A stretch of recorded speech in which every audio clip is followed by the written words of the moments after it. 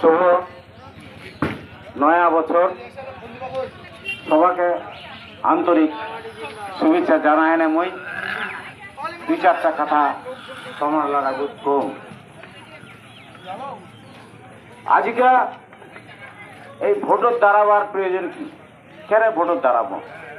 আজ পর্যন্ত হামলার মধ্যে কেউ কেন এমপি ইলেকশনে দাঁড়ায়নি বা চান্স পায়নি। তো দেখা যাচ্ছে পশ্চিম দিনাজপুর জেলা তথা উত্তর দিনাজপুর জেলার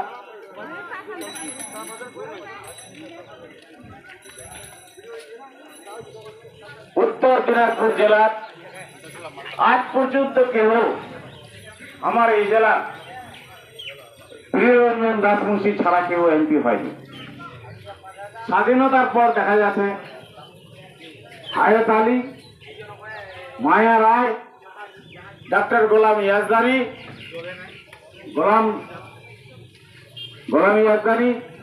মোহাম্মদ সেলিম,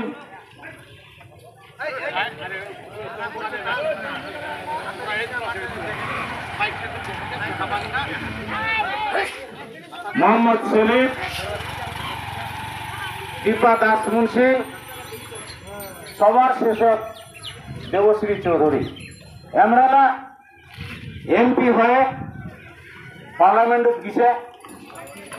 তো বন্ধুরা, মুই তোমার কবা চাও যে আমার ছোয়ালা যদি বিদেশ খাটবা যায়, আমার ছোয়ালা হয়ে যাচ্ছে পরিযায়ী শ্রমিক। তা বাইরের থেকে লোকরা আসিয়ে না যখন আমার রায়গঞ্জ লোকসভাতে এমপি হচ্ছে, তাহলে আমরা কি হল? পরিযায়ী এমপি। তো এই পরিযায়ী এমপিরা 5 বছর পর পর আসছে, ভোটে জিতে যাচ্ছে। আমার উত্তর দিনাজপুর জেলার জন্য ভালো মন্দর কথা কোনোদিন চিন্তা করেনি। তো এই জন্য ভূমিপুত্র পুত্রলাভ ক্যান্ডিডেট করবা হবে রায়গঞ্জ লোকসভার। এই নিয়ে আমি দীর্ঘ 1 বছর যাবৎ আন্দোলন করছি। সবার শেষে মুই দণ্ডি যাত্রা পর্যন্ত করেছি এবং প্রতিটা রাজনৈতিক দলক আবেদন করা হইল তারা যেন সবাই মিলে আমার ভূমিপুত্র বা স্থানীয় বাসিন্দা লাগ ক্যান্ডিডেট করে। তো সেই হিসাবে দেখা যাচ্ছে আমার স্থানীয় বাসিন্দা কিছু কিছু রাজনৈতিক দল দিছে। তো অ্যাকচুয়ালি ভূমিপুত্র কথাটার মানে হয়নি। আমরা যদি দই খাওয়া চাই, দইয়ের পরিবর্তে যদি ঘোল দেয়, ওটা কি মানে নেওয়া যাবে? তা আমার অবস্থা হয়তো ওরকম। এটি না জেলা ভূমিপুত্র বলে দিছে, এমন লাখ আমরা মানে নিবা পারছিনি। কারণ আদর্শ ভূমিপুত্র বলতে হবার রাজবংশী সম্প্রদায় যারা 14 পুরুষ দ্বারা এই দেশে বসবাস করে, তারাই ভূমিপুত্র। তো যাই হোক, আমরাও ভূমিপুত্র, কারণ এটি না জন্মিছে কবা হবে। তো সেই হিসাবে অখিল ভারত রাজবংশী সমাজ তারিকনাথ বর্মন মুখ মনোনীত করেছে আদর্শ ভূমিপুত্র হিসাবে, আন্দোলনকারী নেতা হিসাবে, যে দাদা আপনি কিন্তু এবার নির্বাচনটা লড়বেন। তো সেই হিসাবে মুই রায়গঞ্জ লোকসভা কেন্দ্র নির্দল প্রার্থী হিসাবে 15 নম্বর বোতাম জাহাজ মার্কা নিয়ে ভোট যুদ্ধে অবতীর্ণ হয়েছে। আর বাকি কথা হচ্ছে যারা ক্যান্ডিডেট দিছে আমরা সবাই ভূমিপুত্র, কিন্তু আমরা তো ভূমিপুত্র বলে মানে নিবা পারছি না। আর তার মধ্যে বিশেষ করে দল বদলু, কেউ বিজেপিতে টিএমসি দিছে, কেউ টিএমসি থেকে বিজেপিতে আসছে। তো আমরা তো বিশ্বাসঘাতক, জনগণের সঙ্গে বিশ্বাসঘাতকতা করেছে। একটা দলতে জিতিয়ে না, আরেকটা দল চলে গেছে। তা এই বিশ্বাসঘাতক লাগতো বিশ্বাস করা যাবে না। আর যদি বিশ্বাসও করি, ভোটে যদি জিতেও যায়, তাহলে তো ফের ঘোড়া দল বদল করবে, ফের আমার জনগণের অসুবিধা করবে। আমরা যে আশায় ভোট দিব সেটাও প্রতিফলিত হবে না। ওই জন্য আমি করেছি মুই তারিকনাথ বর্মন রাজবংশীর আদর্শ ভূমিপুত্র হিসাবে তোমার নাকি ভোট ভিক্ষা করবো আসছি।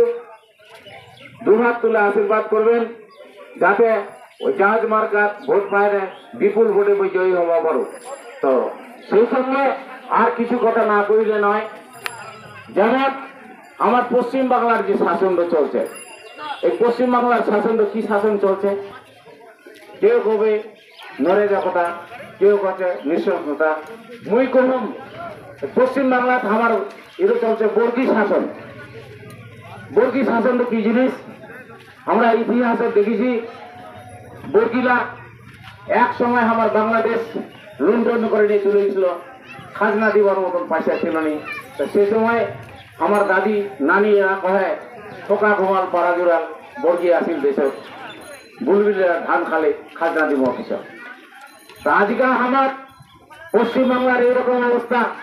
পশ্চিমবাংলায় চোর ভর্তি, কয়লা চোর, বালু চোর, চার চোর, শেষ পর্যন্ত আমরা নারী ধর্ষণকারী সন্দেশকারীর ঘটনা তার উল্লেখ্য উদাহরণ।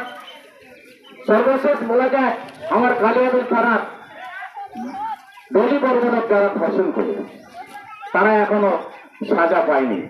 মৃত্যুঞ্জয় বর্মনের মৃত্যু হয় পুলিশের গুলি, আজ পর্যন্ত কোনো কমিশন এর সিদ্ধান্ত নেওয়া পারিনি। তা আমরা রাজবংশীরা প্রকারান্তরে অবহেলিত। এইসব কারণে